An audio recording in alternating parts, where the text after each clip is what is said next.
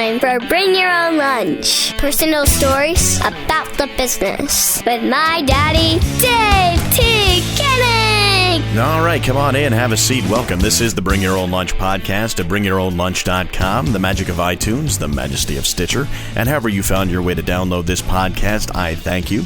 As you heard at the top, my name is Dave T. Koenig. I'm an actor, writer, director, producer, comedian, all-around swell dude. I'm thinking about getting a perm. And of course, I'm the host of the podcast you're listening to right now. BYOL is the hashtag we use. If you want to reach out, say hi on Twitter or on Facebook. We are very socially media friendly, or social medially friendly, however you want to put it. We're on Facebook at facebook.com/bringyourownlunch. Like us there. You can follow us on Twitter at BYOL Podcast, and there's always our own website, bringyourownlunch.com, and you can send me an email, dave@bringyourownlunch.com, and we got a Instagram there somewhere, and there's a YouTube and all that stuff, and it's fun, and we connect with you, and it's great, and I'm just glad you're along for the ride today. Last week we had Geneva Carr, and again we had some new people listening for the first time. Hopefully they will have continued along this ride with us, and it continues to grow, and I'm really excited to continue things and share with you some of the people I've met and had fun with in this crazy world of entertainment over the last years. This week, no different. Marielena Logsdon. She is a friend of mine. She's an actor, comedian, extremely well trained in both of those pursuits. She went to LaGuardia High School in New York City. She has trained at the Upright Citizens Brigade, UCB, and I personally have worked with her on a few projects, two of which I actually brought her in on a few years ago. Yeah, she helped out with a project called 16 Actors Actoring. You may have heard or remember several years ago there was a New York Times piece called 12 Actors Acting, and people like James Franco and Chloe Moretz and a few other people, big names, did this pictorial and video pictorial piece. Matt Damon was another one, and it was just a way to show them with their art doing their thing in very brief snippets where they did very dramatic things, and it was supposed to just help you get what they do without any sound. They were just acting with the camera. Fascinating piece, really good stuff. So a bunch of us got together and we did our version of it called 16 Actors Actoring. It's available online at actorsactoring.com. It was sort of co-directed by me and comedy partner Ken Pond. We both appear in it, and so does Marielena. She does a great job in it. And later on, I cast her as the lead in a short I called Man-Tized, which is quickly becoming the Where's the Beef of comedy videos, because it was very timely at the time. It was modeled after the story where a Notre Dame football player was the victim of a phishing scandal, and if you're not phishing, the catfishing scandal, and if you're not familiar with the catfishing scandal or the Manti Te'o story, basically he was led to believe that he was having an online relationship with a girl who later said things like she got into a car accident and then later died, and he later found out that it was just some guy posing as a girl to be this person he was in love with. So I sort of turned it around and wrote this script where it was a trailer for a film that doesn't exist for this thing called Man-Tized, and Marielena plays the lead, who is this bubbly, Sandra Bullock-y, Jennifer Aniston-y ingenue, who is the typical chick flick central character. And because I thought, if a guy stalks either a guy or a girl, it's super creepy. And if it turned out that not Manti Te'o was the victim, but name your favorite female athlete, if they were the victim of this catfishing scandal, and it turns out either a guy or a girl was behind it, it would be seen as slightly different than if it was a guy as the victim. Shouldn't be that way, but was. And unfortunately, Manti Te'o was the butt of a lot of jokes. But I kind of wanted to turn the whole thing on its ear and think about who the person was on the other end of the line. So I cast Marielena as this person who was very innocently leading on a Notre Dame football player and why she did it, and it made it into a chick flick type thing. So it's a sort of a play on all the tropes of chick flick movies and the silly things that go on with that. And we had some real fun with it. Shot it within a week. I wrote it and we shot it, and it was edited and it was up online in a week, which was insane. But it meant that a lot of people put in a lot of amazing work. Vinny Petrosini, who I've mentioned, was the producer, and he did an amazing job assembling a crew. We got a great cast together, and I have put it up on bringyourownlunch.com. If you go there, under the Marielena episode, you can see that video as well as the one from Actors Actoring. So Marielena and I had a really cool chat. She's very funny, she's very bubbly, but she has also got this serious side. And when I went to her place to go record the interview, she was, I guess, dressed down would be the way to put it. I mean, she's always looking at her best, obviously, when I see her at auditions or when we're working on something. But she was just being herself, and I was very happy to see that, because it gave me a glimpse into her as a person, not just the image that we all try to portray. So I got to know her a little bit better, and we get into some serious stuff. We get into some really serious conversation, and I'll tell you more about that in a second. First of all, I wanted to mention that yesterday I shot a commercial, which was very cool. I won't tell you too much about it yet, because I guess since it's so new, that until I can, I will reveal. I won't reveal exactly what I did, but I did work with a company called Market Masters. They were super cool. Worked with a guy named Harry Pritchett for the first time. He was awesome. There's another spot being shot at the same time, and the guys there, I knew one of them, Todd Gearhart. It was good to see him, and it was a fun day, great shoot, and it's everything you ask for when you're an actor, is just to have the opportunity to have fun and work with good people and get paid, and that's what I did yesterday, so I just wanted to put out a word of gratitude. Now, I mentioned that Marielena and I got into some really interesting conversations, and one of the topics we hit upon is feminism. Now, I don't get into this subject a lot online or in the show. I don't mean to stay neutral. However, I let other people do the talking on it, because I think as a guy, to profess some sort of intimate knowledge of what it's like to be a woman rings really false to me, and I just think it's unfair for me to. I can empathize, I can sympathize, but I certainly can't tell you what it's like to live as a woman, especially in this business. But I do know what I know from people close to me who talk to me about their struggle as a woman in the business, and I guess you can call me a feminist. And I don't know if it's right or wrong, but I'm not a real loud feminist. I just err on the side of letting people and being as fair to people as possible, and treating everybody equally. And Marielena and I talk about that, because the reason I wanted to talk to her about it specifically is that she has done photo shoots for something called Me in My Place, and we'll talk a little bit more about it in there. But she's taken some very artful pictures that are fairly revealing, and I wanted to know from her standpoint, as I know she is very much a feminist. She posts a lot of interesting stuff on Facebook and what have you about the subject, and I wanted to know from her, how do you reconcile posing for pictures that are inherently sexy, in her words, but also being a feminist, because it helps me understand where the struggle is and what it means. And to be honest, for me, it's like, go do what you want to do. I think it's great. If you have an idea about how you want to present yourself to the world, go do it. I don't have any qualms about it. But in terms of the feminism, I can't speak to it so much. And at one point in the interview, I do mention that I don't have a dog in the fight. And I want to say ahead of time that I may have misspoken, because I do have something to at stake in terms of getting equality for everybody. I have a daughter, I have a wife, I have a mom, I have a sister, I have a niece, I have cousins and kids of cousins. So it does matter to me what happens in terms of equality in this world. And I think everybody should be treated equal. That's just my way, and that's how I was raised, and that's how I want to be, and that's the thing I want to teach to the kids that I have influence on, especially my own two kids, who I think are equally awesome, one a boy, one a girl, but they are so awesome no matter what. And that's what I want them to grow up knowing, and I want them to have the same opportunities moving forward no matter what they choose to do.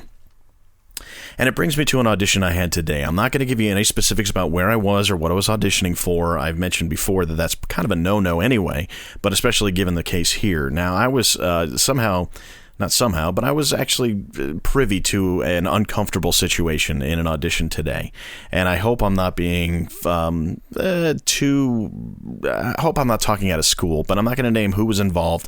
I'm not here to call anybody specific out on the carpet, but it was a group audition. That means there were more than one person in the audition. There was a group of us. And what they ask you to do at the beginning of any audition, especially if you're commercials, not so much in TV, but in commercials, they ask you to stand there, look at the camera, say your name. So I would say, "Hi, I'm Dave T. Koenig," and that's it. It's just a way to identify yourself to the person looking at the tape later who will decide whether or not you're going to be in this commercial. We all gave our names, and we were given our instructions what to do, and we kind of moved off to the side. And when we moved off to the side, this woman who was in the audition as well, somebody I have met before but I don't know terribly well, leaned over and said, "That guy tickled me." And she was indicating somebody over on the other side of the room. And you know, I immediately knew the problem. I immediately sensed the discomfort, and I understood that she just wanted to have somebody to tell what happened to, just so she can refocus and do her job, which is to do this audition. And I felt badly for her because that's just a no-no. I mean, we're all there to be professional, first and foremost. And we're not there to take advantage of the fact that we get to have close proximity to people we not necessarily have a lot of close proximity access to all the time. You're there to do a job, and if the scene calls for you to tickle somebody, you tickle them. But if you're not supposed to tickle them and you don't know them, you do not tickle them. That's just weird and creepy and wrong. So if you are going into an audition and you're like, "Hey, there's a cute girl next to me, I'm going to tickle her just for fun," keep your hands to yourself. Make jokes, keep it clean, keep a distance, do your job. And later on, she apologized to me because she felt that maybe she distracted me from doing my job. And I told her under no circumstances did she do that. I felt bad for her, but it takes a lot more than that to take me off my game. So I was able to quickly just refocus and do the thing. But for her, I felt very bad. And I felt bad that she felt the need to apologize, because that's just not, it wasn't necessary. The person who should be apologizing is the guy who tickled her, who probably has no idea, even if he's listening to this right now, that he did something that's really, really not cool. So there's my advice to you. Be professional, keep your hands to yourself, and do your job. Of course, before we move forward, got to thank some people. Banooba.net, BANOOBA.net. Those are the folks that provide the music at the beginning, middle, and end of this show. They are terrific. Go to their website, see where they'll be live, download some of their music, because I like them, and so should you. You gotta love giving people choices there, right? The New York Short Film Shootout. I'm recording this on a Tuesday. In 1 week from tonight, I will be hosting with Vinny Petrosini the New York Short Film Shootout, Best of the Best 1. That's Tuesday night. That's December 16th at 8 p.m. at Treehouse Theater in New York City, 154 West 29th Street. And we will be showing the 5 films that were voted on as audience favorites in our first 5 events. We've got 2 excellent other films that we're going to be showing. You can see them all for $10. Really cool. And you can help us crown the best of the best 1 for the New York Short Film Shootout. So hopefully you will join us there. And you can find out more about the venue by going to New York Short Film Shootout. Sorry, what am I talking about? You can find out more about the venue by going to treehousetheaternyc.com. And you can find out more information, including how to buy tickets in advance, because we think we might sell this one out at nysfso.com. All right, so let's get into it with Marielena Logsdon, my friend, my colleague, the person who I've had a good time working with, and certainly somebody who has a lot to share about a lot of different subjects. So sit back, relax, and enjoy. Here's Marielena. The last time you and I saw each other, we blew each other off. I think so. Do you remember this? Oh, what, we saw each other like on the street? Yeah, I was coming out of an audition. Yeah, we were both like... And yeah, we had that weird New York thing where you're like, I think that is who I think it is, but I don't want to be creepy and it not be. Yeah. It's strange considering we've known each other for a while. I know. And we've worked fairly closely. I know. I think it's just with me personally, sometimes when I see it's like just a person in passing. Yeah. You know, you're sort of trained to kind of keep your eye on your own business. And then, but if I was like sitting down at the audition and I saw you, it would have been a different thing. Of course, yeah, because then you have context and all that stuff. It's like when I see somebody who I know in one specific context only, and then I see them somewhere other than that context, it's like, how do I, how do you make that work? I think I might have done that to my brother once in the city. You know, it's like, I couldn't have been my brother, you know, and I've known him for quite a while too. Right, exactly. Yeah. So, this podcast is founded on, partially on the idea that, people don't know how to pronounce my name. Oh. And I'm always finding a kinship with people who probably have a similar issue. Yeah, definitely. Tell me about your name. Well, it's Marielena, pronounced in Espanol, Marielena. My parents, there's a couple of different stories to how they came up with my name. It was a name before they came up with it. I don't think that they thought that they invented it. There's a song sung by Tommy Dorsey and also Nat King Cole. Oh, really? Yeah, called Marielena, you're the answer to a prayer. It's really pretty. And every time there was when I was born, my father went out to a record shop and got it. You know, yeah. And but also they say that the Marie comes from Maria from West Side Story because my mom's Puerto Rican, my dad's white. Okay, all right. And then the Elena comes from Helen, which was my paternal grandmother's name. So there's a lot of convoluted stories about it. But it's got a lot of meaning for you. It's not just like they picked it out of a hat and you know, they called you a shoe or something. Right. Yeah. Yeah, so I love my name. And I think when I was little, because it was kind of difficult for people, I wished I had something easier, but now I love it. And I think I wished my name was like Jennifer or Jessica. And I like an individual name. It helps you to stand out. But it's hard in the pronunciation department. But that's like I'm sure that when you first started, and we'll get into when you first started, but like the business probably didn't know what to do with your name. Yeah, I had a manager who wanted me to change it. My middle names, I've got two, are Danielle and Martin, and he was like, "Why don't you just like change your name to Danielle Martin?" And I said, because that's not my name." Right. Yeah. And that was a huge thing. And I said, "Well, what about like Charlize Theron?" You know, and he goes, "But you're not Charlize Theron." Oh, that's nice. Right. That's pleasant. Right. So I thought, well, you know. Yeah. And yeah, I've always liked my name, and it does sort of help it to stand out because people put like a challenge upon themselves to pronounce it correctly. Yeah. What's the worst pronunciation you've heard? Probably my father's. He was like Marielena. You're the guy who gave you the name. Well, my mother. Well, that's why I'm so used to it, because my father couldn't even pronounce it correctly. He was from the South, and he was just like Marielena, and my mother calls me Marielena. A couple of my friends do, which always feels weird if it's coming from not a family member. But one of my best friend, she gets very upset when people pronounce my name incorrectly. So does my boyfriend, actually. And so just for the record, when I tell people who is on this show, I am supposed to pronounce it. I say Marielena.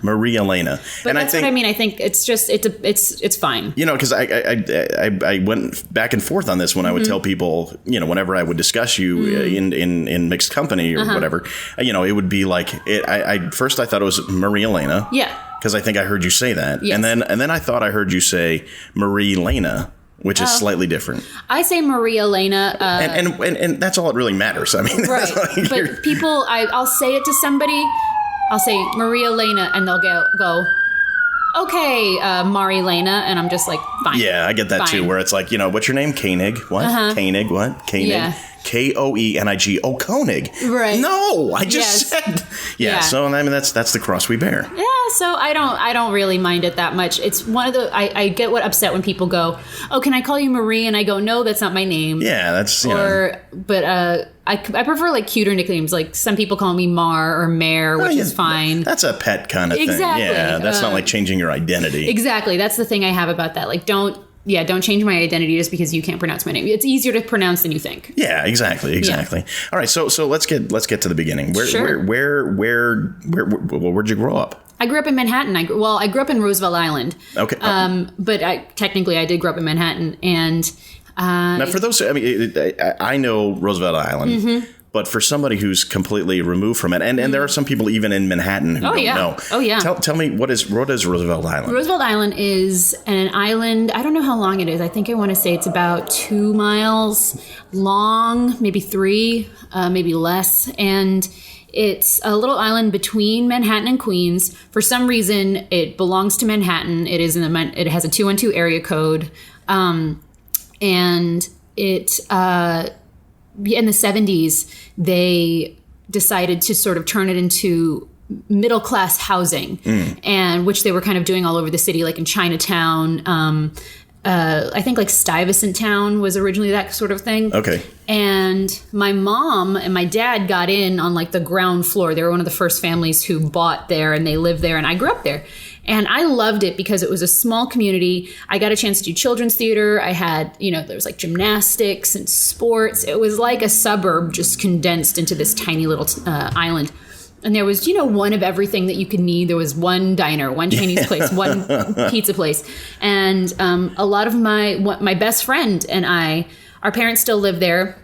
And we're still like very close to it. A friend of mine who I grew up with, he started this thing called Rep the Rock. And it's like, yeah, we rep the rock.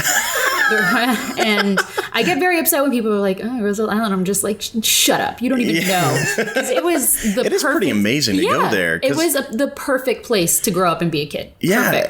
It's almost like its own insulated part of New York City that doesn't get affected by anything else. Exactly. We had all the best parts of growing up in Manhattan. We were in a really great school district. We had a 212 area code. And you were removed enough so that you felt safe, because also this was in the 80s in New York City. Yeah. And, but also, close enough that you felt a part of everything. Yeah.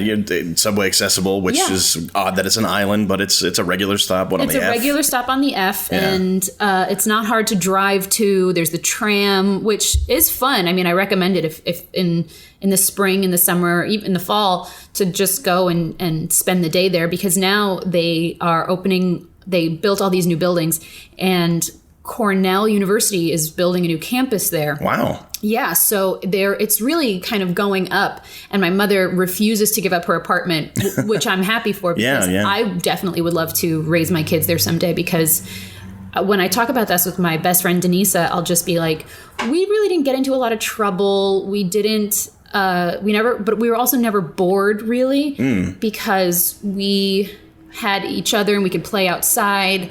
And also we couldn't get into any trouble. I remember the first time in high school, I got really drunk at a friend's house, like really drunk. And I came home at 4 a.m. and I just thought, I'm just going to sleep for a second. And I laid down on a bench in the lobby. And my gosh. And our doorman was like, hey, get up, like go home. And I'm like, oh. And he still works there. So sometimes when I, visit, he'll still give me a look like, are you keeping things under control? That's cool. That's like small town America, right smack in the middle of Manhattan. It is, and it's like, nestled between Manhattan and Queens. It is, and it's like small town, but with a city vibe. So yeah, like we all know the doormen, the porters, the concierge, everything. And it's like Grover's Corners, but with high-rise apartment buildings. And doormen, yeah. It's fun. Which is interesting because, you say middle-class housing. Yeah. And you think of that in other areas of the city. There's certainly not a doorman. No. It's like, you have a doorman? Yeah. You must be living well. Yeah, exactly. And is it still, it's obviously getting a little bit more costly to live there. Yeah. Now for the people who originated there. Our apartment is worth quite a lot now. It's a 3-bedroom in a building with a doorman, with laundry, with a terrace, with a pool, with a gym. Yeah, people pay a lot for that now. Yeah. So that's another reason why every once in a while my mom goes, oh, should I sell? And get the money. And I'm just like, well, you could, but it's, it would be great if you decided to move. Yeah. But I love that apartment. And I want to raise my kids there because I can't imagine anything better. You have, we would go home when the streetlights would come on. It's like when people talk about growing up in Brooklyn in the 50s. Yeah. We would like play ball in the churchyard and go home, and everybody sort of knew everybody, and that's why it was so hard to get into trouble. I remember the first couple of times me and some friends of mine like experimented with smoking cigarettes. the lengths we would have to go to be alone were very like, we found this one spot that every time I pass by it, I'm just like, oh, that was our little like cigarette spot, because it was the one place that there weren't any apartments, and there weren't any sort of like a servant, like service exit or entrance. So even if you were in the back of your building, like smoking a cigarette, they could still come out and like put out the garbage, be like, what are you doing? So that's so funny. Yeah, it was fun. I love it. I loved it there. So I rep the Rock. I rep it pretty hard. The Rock. Awesome. I do. So you mentioned you did some children's theater, but what's the earliest memory you have of thinking, hey, that's being a performer? Because I know you started really early. Yeah. I don't know if it was like, I don't recall making the choice. I think it was just, I remember having a book that my parents got me, and it said, when I grow up, I want to be, and I circled all this stuff. I wanted to be a doctor like my parents. I wanted to be a ballerina. I wanted to be an actress, and that was the thing I kept going back to. And I don't recall. I just think that when I was 5, I was in my first show in like a summer camp. I was in Mary Poppins, and I played Jane, the little girl. And that was just sort of like it. And I always loved seeing the shows at the kids' theater across the street from me. And I think you could join when you were in 8, maybe like 7 or 8, I think at 3rd grade. And my parents were they kept saying like, you're going to join when you're old enough, because I think I had just like an excess of energy. I was a very dramatic kid. So I was very nervous and I was very excited. And that was just like it for me. And I'm still in touch with the couple that used to run the kids theater, Worth and Nancy Howe. And they've retired to California, and I'm still in touch with them. And I just owe them everything. Wow. That's pretty amazing. Yeah, I know. And they really encouraged me. They helped me do my monologues to get into LaGuardia, and just really encouraged me to keep going. So that was just like a blessing to grow up there and have that. Wow. Was it just you and your parents in that apartment, or?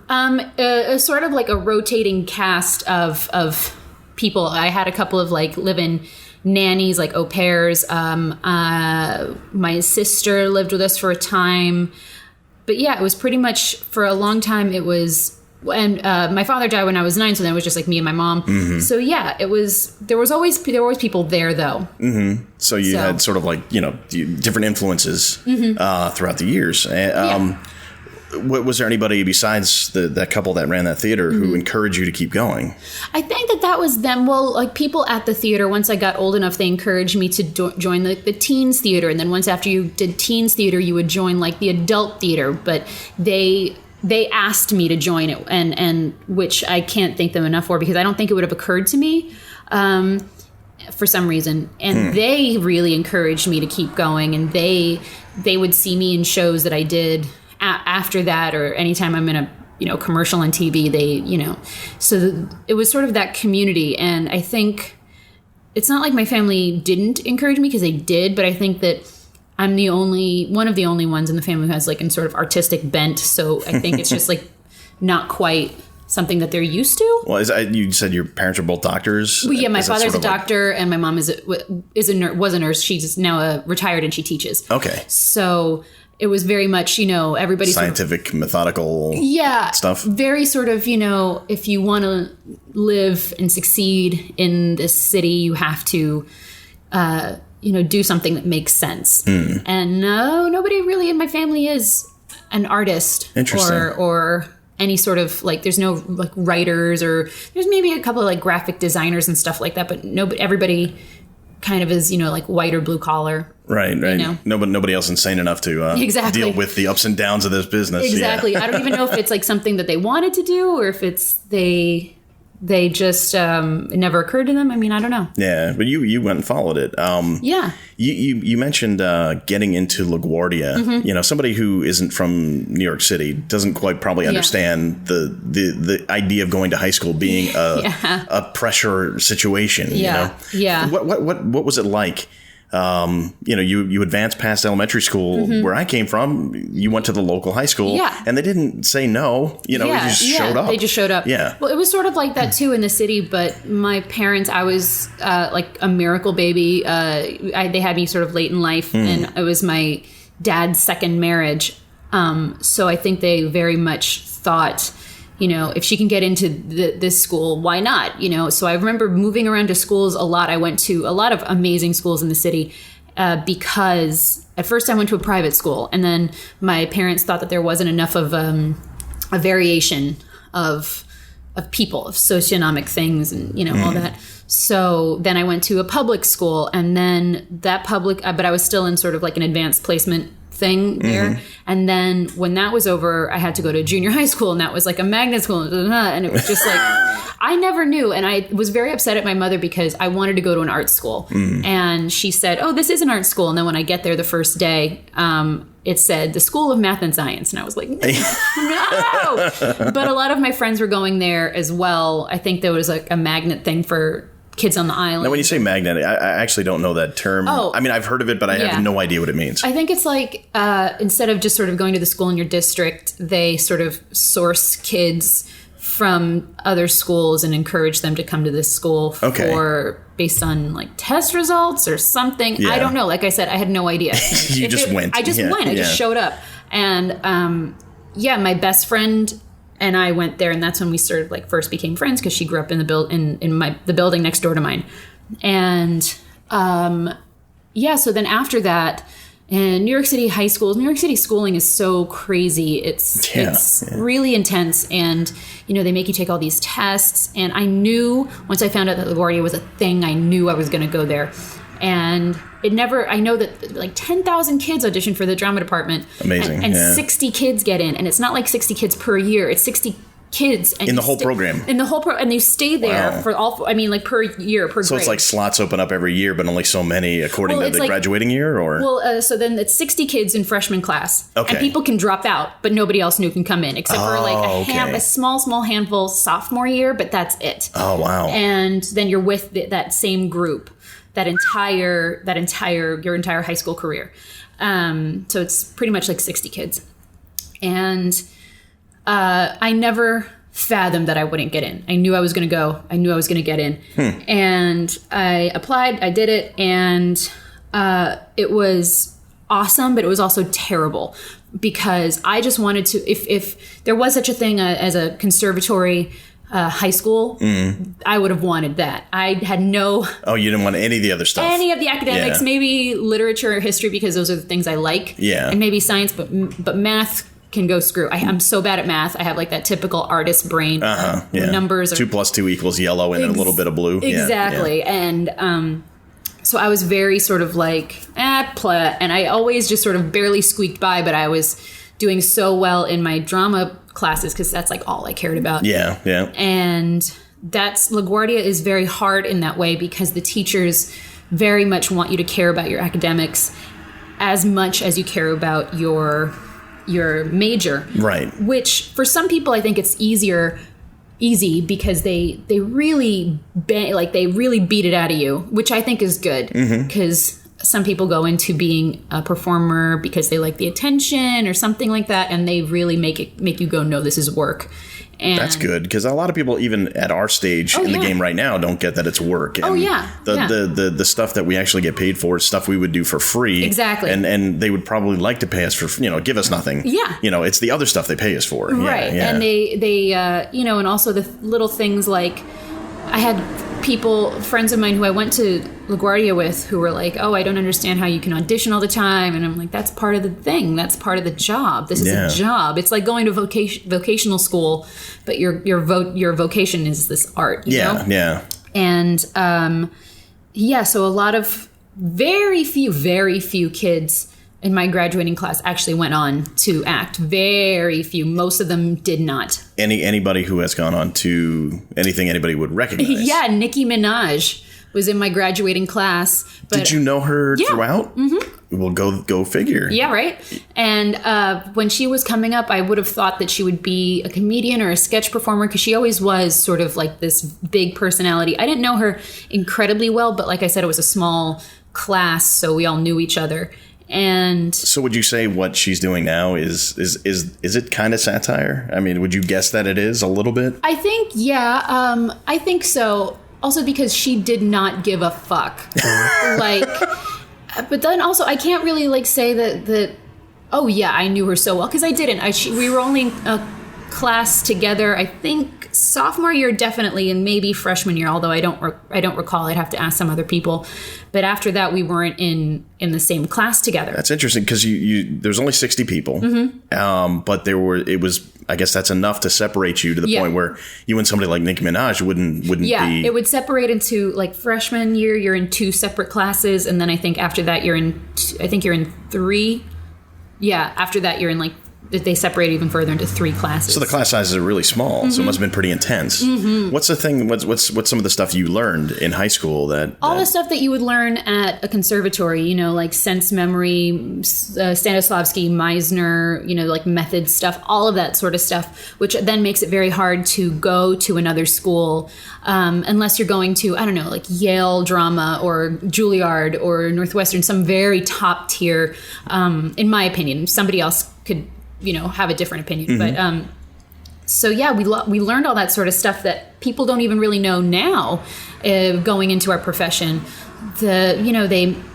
Some people I've heard they say, oh, I was in a play in high school and that's when I knew I wanted to do it forever. And I go, what? Yeah. Well then did you have to, go through all of these things that they made us do, which I tell people about this, and that's like a podcast for another time of the stuff that they would make us do, which looking back, my best friend and I talk about this a lot. It's embarrassing, but also kind of hilarious that they would give a group of teenagers this freedom to just express themselves. Yeah. Which sounds like the best thing ever, but it's also fucking terrible because teenagers are the worst. Yeah, it's not so much the teenagers who are doing it. It's the teenagers who are seeing the other teenagers doing it. Yeah. Which has got to be hideous. Well, sometimes, it also kind of took away a lot of self-consciousness. Okay. Which I think they do that because on freshman year we would have to do these sense memory exercises where, we would do these relaxation exercises and they'd say, okay, you wake up and you're on a beach and there's been a plane crash. And we'd have to,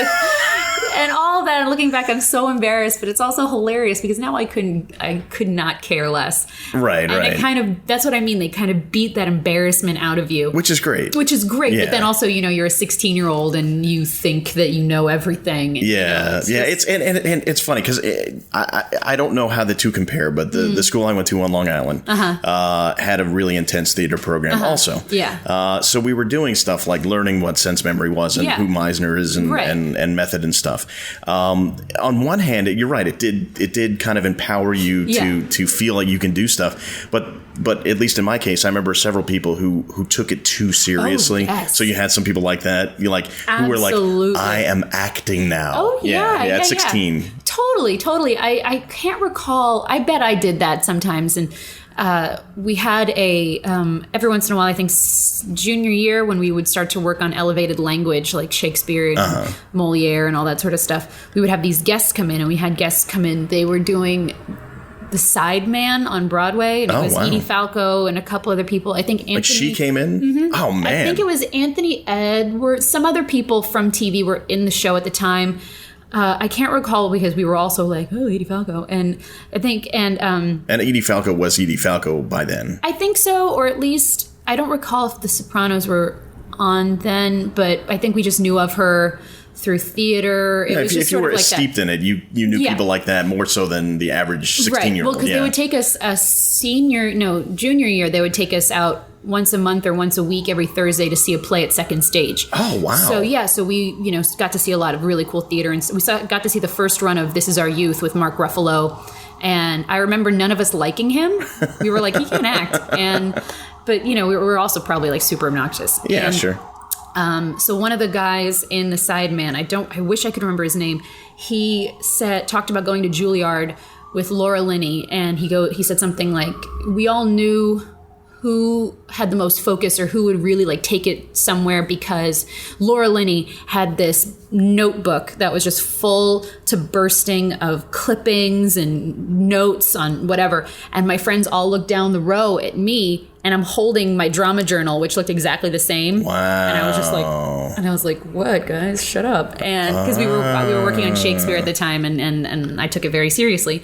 So, but there were also some people who, they would make you do something stupid. I remember a teacher was yelling out at this girl to he was that kind of teacher who would yell out like, I don't believe you, like chase him. And like she a lot asked, of side coaching kind of stuff. Yeah. Which I love, but some people don't. Yeah. I like that messy shit. I like it when somebody like almost makes me cry when I'm doing, because I like it. I don't know why. And some people don't. It creates an intensity that you can't really get in a lot of ways. I mean, like if you had a friend who was pushing you to start crying, exactly, you probably wouldn't be friends with them that long. Yeah, but I like that because also I think that it gets you to a better performance if you just break it down and get to a raw place. Like that's what people want to see. They want to see actual emotion on the stage or on the screen, whatever. And if you hold something back, you're not only doing yourself a disservice, but you're doing the audience a disservice, because your ego shouldn't matter when you're performing. Right. You're portraying this other person that is not you, so why would they have your baggage, blah, blah, blah. So he was yelling at her going, chase him, I don't believe you're chasing, and then he yells at the guy, he goes, crawl under the couch, like you want to get away from her. And he crawls under the couch and they're doing their lines and he goes, you're not chasing him, like he went under the couch, go under the couch. And she just stopped and she was like bitching him out, being like, you're trying to make a fool of me and whatever.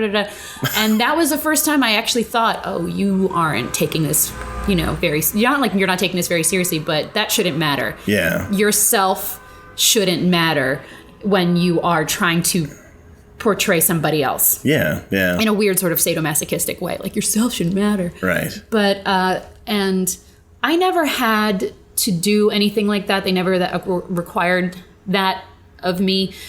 But if they had, that's not true. I've done a couple of things where I've been like, like crying, snotting, sobbing. But I think it's good for you. And I think it's good for everybody because it just takes the ego away. Yeah, I think the most... the best reaction I've ever had is when I've looked the worst. Yes. Yeah. And I think the more I embrace that, the better I will be. Yeah. And it's hard sometimes to see that on camera, especially because, for me, for a girl, I can't say for a girl. I can't make generalizations like that for myself. Sure you can. Well, I want to see myself always looking the best on camera because it's a hard balance. It's a hard balance, and then when I see myself looking kind of strange, or you see an angle that doesn't flatter you, you're like, oh God, what am I doing? What am I doing? What gives me the right to be on screen, on stage, looking like that? That's ridiculous. But then I'm like, you know what? It's not about me. It's about.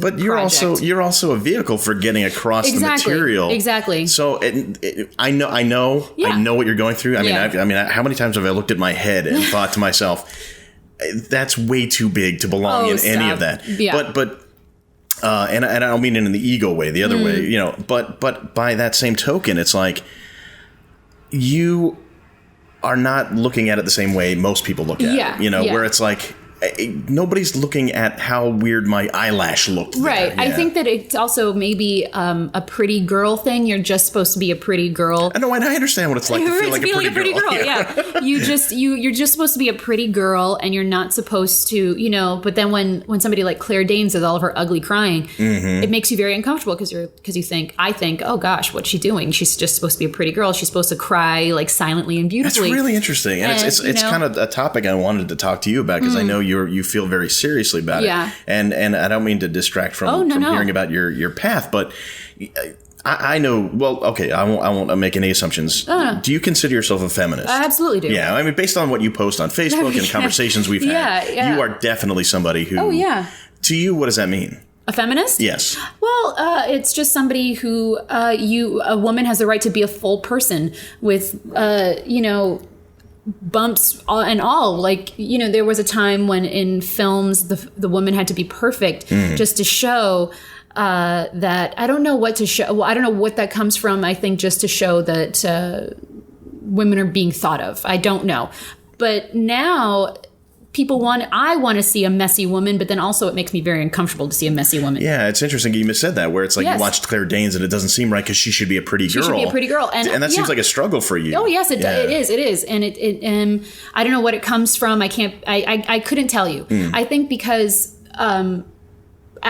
aesthetically, I love to look at a beautiful woman. I love to look at a beautiful anything. And then when you see it sort of be changed and you go, wait a minute. Yeah. That's not pretty to my eye. Right. That's weird. So I find that it's also very difficult in my personal life because the listeners will know I'm wearing no makeup right now. Yeah. And I feel like sometimes that's been a thing where I'm just like, oh, like, don't, I look tired. And then I go, you know what? I don't always have to be perfect and this like pretty girl. I can just be a human being with flaws. And I think that that's something that I am now trying to sort of embrace a little bit more and be like, yeah, no, you know what? I'm, you know, I have my days where I'm feeling really pretty and I want to look super pretty. So I'll slap on a huge face of makeup and I'll just like feel fucking awesome. I don't even know if I'm allowed to curse on this. No, it's cool. Okay. There's no FCC going to come crash the door. So. And then I also have days where I'm like, I don't care. I'm just going to look how I look today. And I remember seeing something. I was putting on makeup and I thought, I can't get rid of this one little bag under my eye. Oh gosh.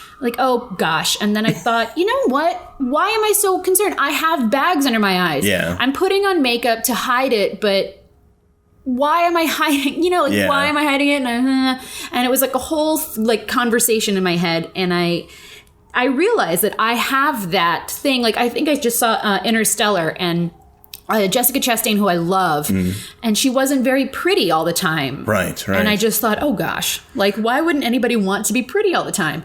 And I just went, that's not her, and some girls aren't you, and just get over. And that was a huge thing. I'm a staunch feminist, but I still have that in my head of, I think just because I love to be, I hate girly because girly implies like pretty, and I hate pretty. I want to be feminine. Right. I'm not like I don't like anything precious, like I'm not a baby. Yeah. I'm not a princess. I'm a queen. Yeah. So you don't want to infantilize yourself. Exactly. Yeah. Right. So I love to dress up and I love all that sort of stuff, but that's not for every woman. So I sometimes don't understand, why wouldn't you want to be, this like alpha female top of your game, but some women aren't like that. So that's been my new sort of mind shift in, it's okay to not always be a beautiful woman. Right, Sometimes you can be a flawed woman, not even flawed. You can just be a woman with all of the stuff. It's funny how like the language continues to like seep its way in there. Yeah. And as a guy, I can't necessarily,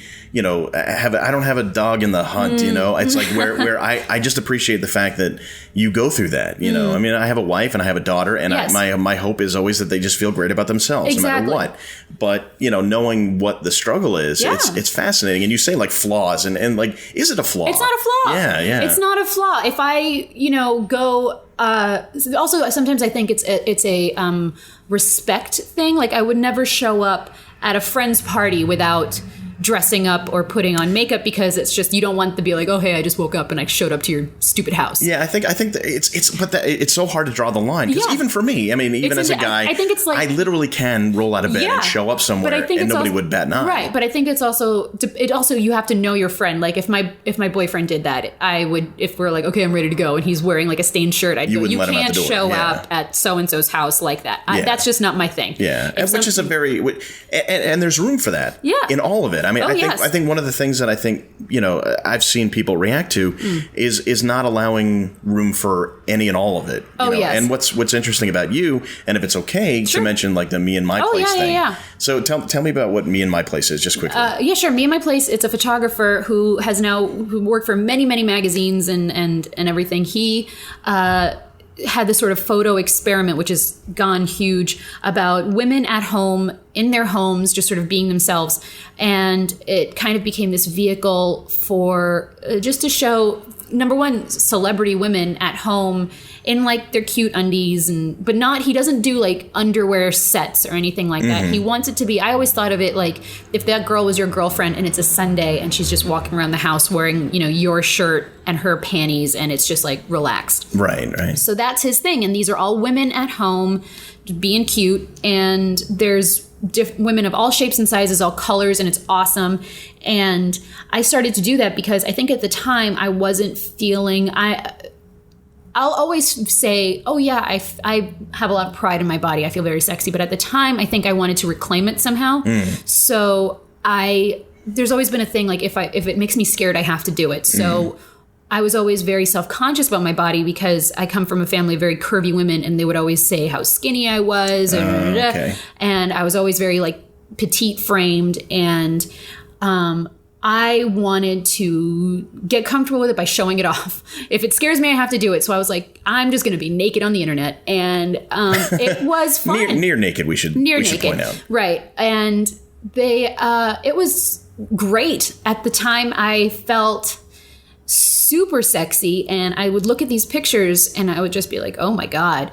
And it was awesome. And I still have to do I'm due for another shoot with him very soon. And I've met some really great friends through it. Some other Me and My Place gals. I've met male friends, and it was really great. And I don't think it's for everybody, because I do think that some of my friends at the time were very concerned for me because I go through but also I think I shouldn't be ashamed of it. I've always been sort of like a very sexual person, and I wanted to show that I wasn't just this like comedic side, this commercial person, this actor. There was this other side of me. And maybe it was just like a selfish thing I just wanted to do, so I did it. And that's okay too. Yeah, but looking back, I think about it, and at the time, I had gone through a very messy breakup, and I wasn't feeling very in my body. I wasn't feeling very sexy, so I was like, I'm just going to do it. And I did, and it was great. And it's really changed a lot for me in my mind space, where not everybody will love your photos. Some people will say things, like, oh, whatever, you need to eat a burger, you need to do whatever. Really? Do you get that kind of feedback? My first photo shoot, actually, a lot of them were more like, a weird pose, and they'll just be like, she looks like she's, like taking a poop. And I'll be like, come on, guys. Then you get these fans who will come up to bat for you, who I've never met, I've never known, and they'll just be like, come on now. Like, I think she's beautiful. I think she's whatever. And that is very special to me. And I really appreciate them. And the fact that I have fans is just great. And it's just really sweet. And even on, like my Instagram or whatever, they'll, say hello, and it's just nice. And it's a double-edged sword, because people have said to me, oh, how can you do that if you're a feminist? And I'm like, how could I not? It's my body. I can do whatever the hell I want with it. And that's what I was saying about there being room for all of it in there. Exactly. Just the same as, like you said, Jessica Chastain doesn't look great in well, she's got the most amazing skin in the world, but I mean, she's wearing it looks like she's wearing men's clothes the entire thing. Or anybody, like, Charlize Theron in Monster, or whomever who has decided to forego all the glam and glitz to seem raw. Yeah. The other extension of that would be looking at your absolute best in exposing as much of yourself as you feel comfortable doing. Yeah, I think that it's a very tricky couple of gray areas, because I can still find a hard time with some things. Like I was talking about this with a friend of mine who I got cast to play his wife, and he said, oh, it's always like this regular looking guy with this like hot woman playing the wife. And I was just like, yeah, you don't really see that, the flip. But then also, I think it's also girls are just easier to clean up, It may be, there's only so much you can do with me. But then again, it's like there are probably not enough opportunities being given to people who are not traditionally good looking. And I'm sure with women, you can say that 2-3 times more. Yeah. Where, the traditional glam, beautiful model image is still something that's stuck in people's heads. Oh yeah, and it's very tough. Like there have been times when I've done things for my looks where people will just be like, why? And I'm like, that has nothing to do with my feminist agenda. Yeah, it's just I did it to make myself feel more comfortable. I don't do everything for a statement. I don't do everything for the cause. There are times when, and that's the same sort of thing when with like 50 Shades of Grey, I'm sure that this whole discussion is going to be coming out about how can a woman be a feminist and enjoy, being a submissive in a relationship. That has nothing to do with feminism. That's just, how could you be like anti-fur, but you can still eat meat? I don't know. Right. I'm anti-fur, but I need the red meat because I have low iron. You're an omnivore. I'm an omnivore. You were born that way. Yeah. Not everything is so black and white depending on your cause, and my personal life shouldn't necessarily denote my political leanings. My boyfriend, who I think Gary Denoya, who I think at first wasn't so aware of the feminist thing or, whatever. I don't know. And he actually told me when we first started dating, he goes, I feel really weird introducing you as my girlfriend because you're not my possession. And, you know, you're a woman and should I say partner? And I said, you can say girlfriend. Like, that's okay. And I thought that was really sweet because it was just sort of like clicking. Yeah. And that's what I mean. There's so many shades of gray with all of it. And yeah, there are times when I see myself on camera and I want to be a beautiful, perfect person. And that annoys me that that's still inside me. And that annoys me that, you know, what is it? Is it my own sense of I have to be perfect all the time because of a thing in me, or is it anti-feminist because it's because of the patriarchal, media, or whatever? What is it? I don't know. And it seems like the answer is to just keep doing your own thing. Yes. And you know, I was just hearing some stuff about Buddhism, and I don't mean to make this a religious thing because I'm certainly not an adherent of any religion, but you know, you change the world by changing yourself. Yes. And if you conduct yourself in a certain way, you will influence people, and the ripple effect happens. Yes. So you can get caught up in it and try to change other people, or you can just focus on you. Right. So I think it's, you know, there are things that I want politically and personally, and I do also want to show that things can be messy, but I want to play that perfect woman. But I think I was having a hard time. Somebody told me once that I was a character actor who hasn't like fully baked yet. Like Margot Martindale, like she didn't start working until like the past, I don't know, like 10, 20 years. Yeah. And I was just like, no, but I want to work now. See, I don't think, you know, and I've actually cast you in things because you seem like that like Julia Roberts, you know, like Sandra Bullock. You can fill that role. So obviously you have that inherently in you. And I hope it bodes well that you will have a career 20, 30 years from now. That would be great. And I do get anxious sometimes when I feel like, oh my gosh, I'm now in my 30s.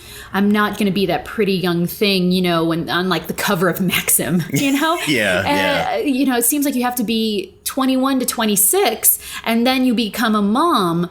And I know age-wise, yes, you can become a mom, but I still feel like I'm a 22-year-old. I'm still like, how am I supposed to know what life is? I'm a kid. It's all internal. Exactly. You know? And there are times when I go through that. I mean, I'm married and I'm older than you and I don't look like I'm in my mid-20s, but there are times when I'm like, I have no idea what the hell's going on. Yeah. And I think that, you know, I get anxiety when I think, oh my gosh, I'm not that pretty young new thing anymore or ever will be. And I go, oh gosh, like I won't play Jason Sudeikis's girlfriend in some movie. And then I'm just like, well, why would you just want that? Yeah. Why would you just want to play the girlfriend with no inner life? I was talking about this with a guy I work with. We were talking about, I was always very sad that when I was doing more musicals, I would never get cast as the ingenue. I've never been able to play Christine in Phantom of the Opera or Julie Jordan in Carousel, which pains me because I feel like I could sing it, but it's just not believable for my type. And for the longest time, that made me so sad because I just want to play those parts. And then I realized, I think that I just want to be sung to by a beautiful man, like just those beautiful songs about like... You're caught up in the romance of the idea of it. Yeah. And then I was talking to my friend Daryl and he said, yeah, but those other parts, the Ado Annies, the Carrie Pipperidge, they actually have lives in the show. And like, who doesn't, like Cosette in Les Mis, God bless her, but she's got no inner life. And he says that's the danger of playing the ingenue. You just are like this sexless, beautiful thing to be longed after. And there's a limited shelf life. Exactly. If you can't extend beyond that ingenue. Exactly. Because you don't have a real personality or depth, I think you won't have that career in your 50s and 60s or whatever. Right. And you could always, I mean, Helen Mirren can back into being on the cover of Maxim. Yeah. Would you rather have that or would you rather start out the gate being known as the one who was on the cover of Maxim? Right. And that's the question. I have to actually take steps to do that and flip the script in my brain. Whereas if I watch something and I see, I don't know, like who's like some new hot thing, like Margot Robbie, God bless her. She's great. She was so good in Wolf of Wall Street. Now she's everywhere and I think it's great. And actually she's like a really good actor. And but you know, you hear that, I don't know, she's like 24. I don't know, maybe 28. Kids. Yeah, kids, children. And I think to myself, oh gosh, I'm never gonna be that. Oh no, like I'm a failure. And then I go, wait a minute. wait a minute. Because yet Helen Mirren, she was that young hot thing. Yeah, yeah. And she was naked all the time. And now she's this like older hot thing. And it's great. And I love it. And I think that you just have to write your own script. And I think that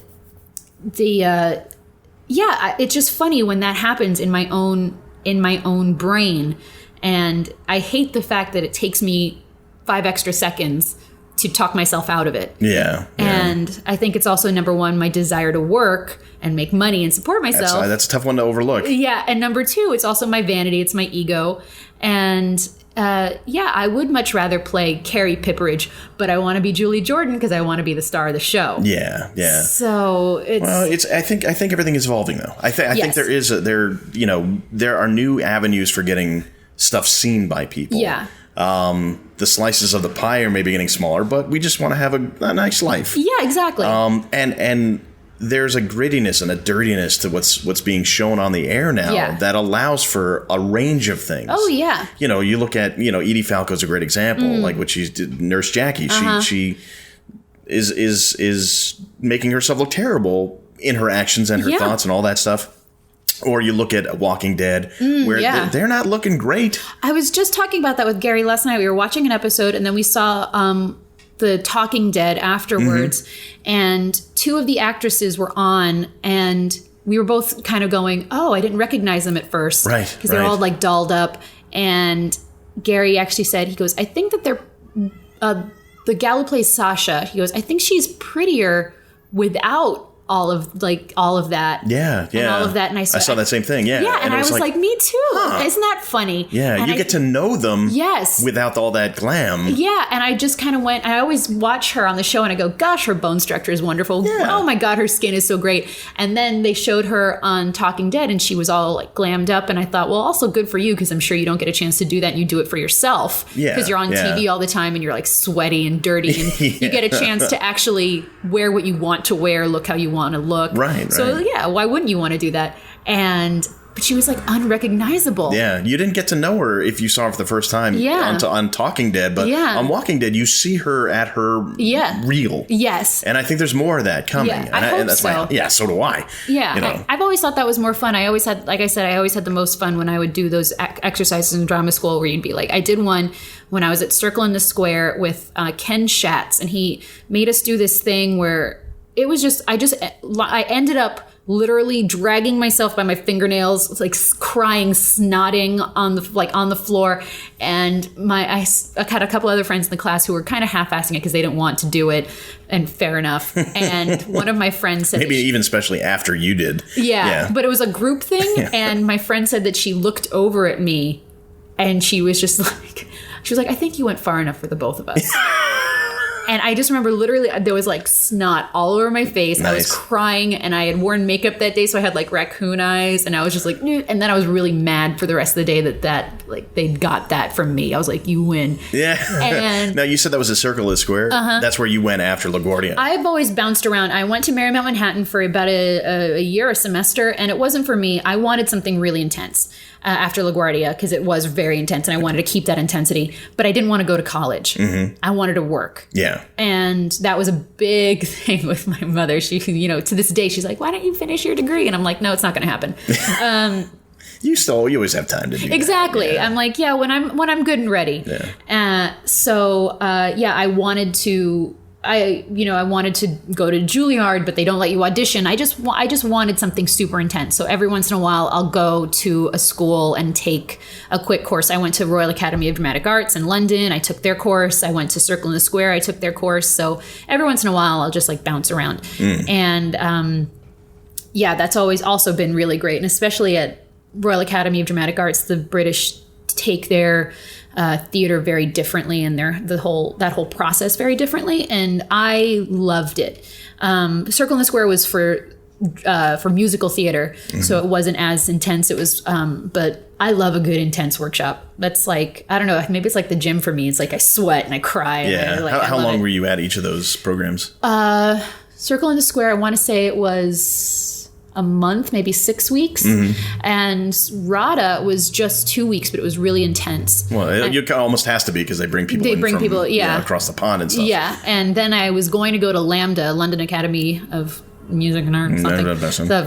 Yeah. But I was like, I just wanted to stay in London. I just wanted to keep learning. And I think I still have an acceptance there and open, but it would be for 4 months. That was it. I would have to get like an artist visa and and I just decided to come home. But yeah, I love a tricky workshop. I do. And I think it's really good. It can be really good for people just in their lives to get those walls broken down. And I have actor friends who are very against that. They don't like that. They don't like being vulnerable. They don't like being vulnerable in life. And they just want to do things that are happy, and they just want to do things that are sort of easy. And that's fine. That's fine for them. But I always think like, oh, isn't it more fun if you do something that really like genuinely terrifies you? Yeah. Especially being so vulnerable on stage. Like, won't that be so good for your life? But not everybody sees it the same way. And it's like, when I do decide to retire, when I'm done, whenever that should be, hopefully that'll be never, but I do want to be that drama teacher in like a school and make people like make my young kids cry and with the turtleneck sweater. Exactly. Yes. The long flowy skirt. Yep. Yeah. I want all of that. And I just want to like, just the kid will be like, oh, why do I have to do this? I'll be like, why? And they're like, because why? And that's what I want. That's what I want when I'm older. So that's your second career. That's my second career. When did you feel you transitioned from theater student to professional actor? What was the transition point? Because you've been working for a while, getting paid. Yeah, theater student to actual. I think when I just stopped taking so many classes because I felt like I had learned that. Yeah. Like, you can't, unless I went to, when I was going to go to LAMDA, that was for a Shakespeare thing, because that's something I don't really do that much of at all. I never really do. So I think when I went to a couple of classes and I felt, okay, I've done this already. Yeah. Like I've heard this. I know what I'm doing in this regard. Yeah. And even when I went to RADA, I felt like I was raising my hand a lot and I was giving a lot of my 2 cents. And after class, I went to our teacher, Vivian Munn, who was amazing.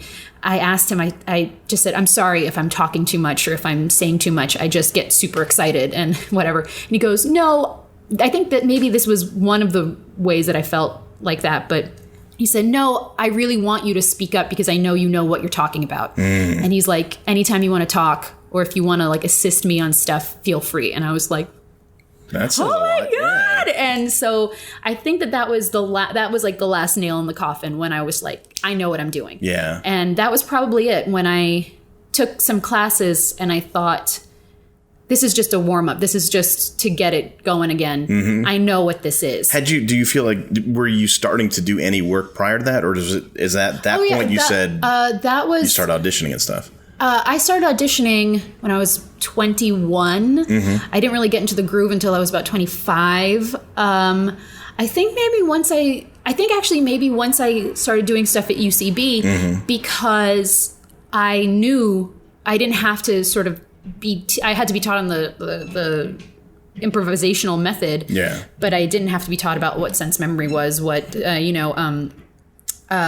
all those sort of like acting. You were seasoned stage presence, but you just needed the improv stuff. Yeah. And little things that would, like turning out to the audience and knowing when to wait for the applause to be over, that kind of stuff. Yeah. I think that maybe that was it, because before that I was still sort of finding my niche, and I don't think I found it until I went to UCB, because when I was doing mostly musicals, I would get cast in those parts, and I always had more fun doing the comedic roles, and I think that sort of like solidified that's what my thing was. Yeah. Because I'm like, oh, wouldn't this be great if I could get paid to have fun? And that's sort of what that was. But I think it wasn't ever an actual thought in my brain until after I was at RADA, and they told me that's what that's What was your first like real booking? My first real booking was, well, I did a couple of little sort of student films or like sizzle reels for directors that they were the first things I booked that I had sent my stuff out and auditioned. And I remember thinking, so many people auditioned for this, and I was the one that they picked. Oh my God. And this one girl who was doing this project with me, she did not want to be there. And I said, yeah, but they picked us. And I still couldn't get over it. And she looked at me like I was speaking Chinese or something. That's so funny. And then, but the first thing I really booked was a little thing for Time Warner, and it was what got me my SAG card and all that sort of stuff. And I booked it, and it was a really fun time. I had just moved into my first apartment. I was hanging out with a friend of mine who is also an actor, and she was considering she was just like, I think she had decided that she wanted to be a teacher instead. She wanted to teach music. And we were hanging out together. I got the call. We both flipped out. We called our respective boyfriends at the time. Now her husband, my boyfriend at the time, he and I broke up, but we went out for like beers afterwards, and it was just, they were so happy for me. And that's when I thought, okay. Now it starts. Now it all begins. Yeah. And it was like a pretty good role. Like after that, what year was that? Gosh, I want to say 2006. Okay, sure. Yeah, 2006. And you went on a pretty good roll after that. Yeah, I mean, there's always been dry spells. And I think a few years ago, I just sort of went through one of those, maybe it was like a late 20s thing when I'm like, what am I? Who am I? And I didn't book things for maybe like a year and a half, just because I was just sort of discovering stuff. And I don't know. It was one of those. And then I started booking things again. And I think it was Rebecca Yarson at House Casting. She said to me a few weeks ago, she goes, I'm so happy that you're everywhere again. Because I got so tired of you when you were on my TV all the time.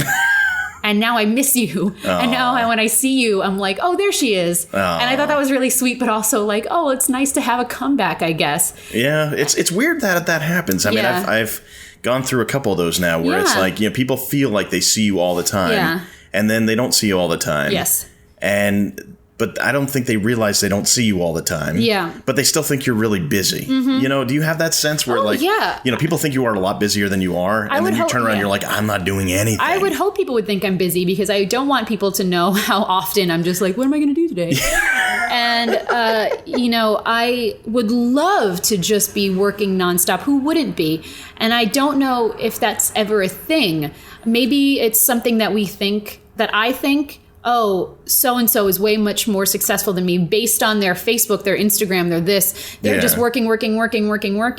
Oh, I wish I was like that. But maybe we're all thinking that about each other. Here's I'll be honest with you. This year, I mean, I've seen what you've been doing. You've had at least 2 national spots, right? Yes. And I'm like, she's constantly working.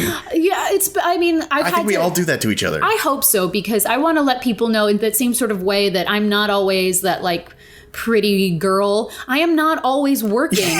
And I want that to be said, because if other people feel kind of crummy and think that, oh, even if they look up to me, maybe don't. Do or don't. I want there to be a little bit more honesty in what we do. And if a person is working, great. God bless. I love you, but I hate you. Yeah, right, yeah. But maybe there should be more honesty in this, in that...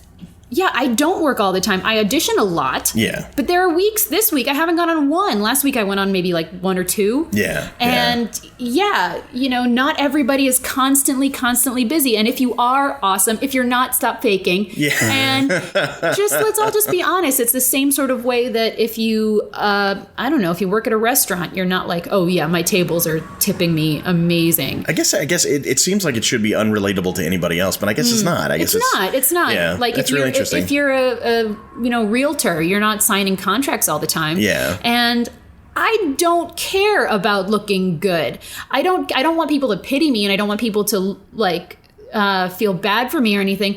But I also don't care if people know what's really going on with me, because then I feel like if I'm being honest, then maybe it'll encourage more people to be honest, and there could just be more, instead of feeling like, oh, I should be here, I should be there, I should look like this, I should feel like that. Not everybody does, and maybe people just don't in general. We're not all Beyonce, who is literally the most perfect person in this world. So there's only room in this world for one Beyonce, and we've got it. Right, so right. Now that Oprah retired, it opened up that spot for Beyonce. Just be you. There are times when I I'm not working and I'm bored and I'm poor. Or there's also times when I'm flushed with cash. And there are times when I shop and there are times when I don't. And that's just life. And I think that maybe we need to be more free with each other to just say, yeah, I want people to think that I'm constantly working. I want people to think that I'm so busy. I want people to look up to me. I want people to resent me and I want people to be jealous of me. But then I also feel jealous of other people too. It's not all surface stuff, and that's a gift I'm willing to give. I'm willing to look stupid so other people don't feel stupid. So the takeaway is we're all just going to take off all this makeup. Exactly. We're going to take up all this makeup. I'm going to take my Spanx off. I don't care. I mean, I do, but I don't. And today's one of those days when I don't. And you're lucky because I don't. And I that's one thing I would love to give. That's my gift, is that if I can feel free in being stupid, if I can feel free in being a real person, it's so much harder to keep up the appearance all the time. So much more work. It's hard to walk in those heels. It's hard to wear Spanx all the time. It's hard to have fake eyelashes. It's so much easier to be just your fucking self and, just do that. And I don't want to always just be like, if I make up something, oh yeah, I was booking all this stuff, and then I don't want to keep up the lie because it's harder to remember the lie than to just be like, yeah, no, I didn't book it. Yeah, nobody ever had to apologize for telling the truth. Exactly. Yeah. So that's my thing. I would much rather be dirty and truthful than keep up this facade of success. And well, maybe I am successful. I have this great apartment. I have a wonderful boyfriend, life partner. I have money in my pocket to pay the rent. So that's all I can hope for this month. Maybe next month it won't be like that. God, I mean, I would hope that I'm still going to have the boyfriend. I'm still going to have the apartment. I might not have the money for the rent, but I'll still have my boyfriend. I'll still have the apartment. I'll still have my health. I'll still have a great family. I'll still have an agent who believes in me and a manager who believes in me. And that's all that you can ever hope for. And I think that I'm trying to learn to not, instead of wishing what I didn't have, just be very, very thankful for what I do have, because it's more than a lot of people have. And I'm very thankful. And there are times when I hate my life because I'm not, putting money in the bank and all that sort of stuff. But I'm on fucking TV. I have a place to live and I've got a man who loves me and I've got a great family and a great support system. So how bad could it really be? I'm going to allow myself to eat that bucket of fried chicken. You should, especially since they paid you for it. Well, now I actually can't eat fried chicken because I ate so much on that day. But I'm going to allow. I still like pizza because I haven't done a pizza commercial. So I'll allow myself to eat that pizza because I want it and I'm allowed. Good for you. Well, thank you. How do people stay in touch with you? I know you've got a myriad of... Instagram and Twitter, they're both Miss Marielena, Marielena. My website, MarielenaLogsdon.com, which is under construction. And I'm just around. If you look up Marielena on Google, I think you're I'm the very first Google one. Friendly. I think, that's the one perk of having a difficult name. So not too many people trying to steal that one. Well, or usurp your spot as the number one Marielena source. There's one who there used to be a soap opera in the 80s called Marielena. Yeah, so I would see that all the time on the train coming on the B train. We're gonna push her out of the way though. Yeah. Well, I mean, she's not around anymore, so thank God. Mission accomplished. Mission accomplished. I did it. I won. So yeah, I hope this all made sense. Oh, it made tremendous sense. Thank you so much for doing this. Thank you so much for having me. You're it was a awesome. blast. Oh, you're awesome. You're awesome. Oh, you're awesome. Let's end there. Okay.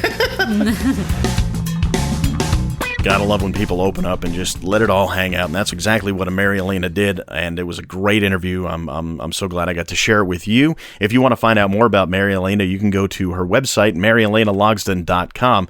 I'm going to spell it for you because, as we discussed earlier, it's a fairly unusual name. So MarielenaLogsdon.com, MarielenaLogsdon.com, and you can also follow her on Twitter at Miss Marielena. That's MISSMARIELENA. Thanks to Marielena Logsdon for being here. It was a great conversation, and I'm sure we will work together again in the future. That about does it for another edition of Bring Your Own Lunch. Glad you could be here. It's awesome when you are. Thanks to Banuba, banuba.net, BANOOBA, for providing the music. Go to their website, banuba.net, to download some of their music, find out where they will be playing live, and get to know them because they're awesome. The New York Short Film Shootout, nysfso.com. Go there, find out information about the New York Short Film Shootout Best of the Best 1 happening on Tuesday, December 16th at 8 p.m. Vinny Petrosini and I will be there to host it and crown the best of the best of our first 5 events. And you can be part of it and enjoy it with us. It's going to be great. I didn't do the spiel in the beginning. I can't believe I didn't do it, but if you want to help us out, and spread the word. You can obviously tell a friend, tell 2 friends, however many you want. And if you really, really want to help us, the thing we ask you to do is just go to either iTunes or Stitcher. iTunes is better. And rate the show. Review the show. Share it with a friend. It takes only a couple seconds, and it's something that can really help us get the word out because iTunes takes those things very seriously, how many times you are reviewed and how many times you are given a rating. So if you want to give us a really high rating, that's awesome. If you want to say some amazingly cool things about me, about the show, about me, that's cool too. So do that. And if you want to say other things, that's fine. Or if you want to just drop me a line, Dave at bringyourownlunch.com, I guess I'll be okay with that. Or you can find us online, facebook.com/bringyourownlunch, on Twitter at BYOL Podcast. And, of course, you can also go to our website, bringyourownlunch.com, find out all the information about our past guest, our current guest, and presumably all the guests we will have in the future. Stay tuned for the Jimmy Jack Cowpunch Hour, followed by Mansoor and the Fish. And until next week, when I'll have another great guest, this is Dave. I'll see you next Tuesday. What am I, Tony the Tiger?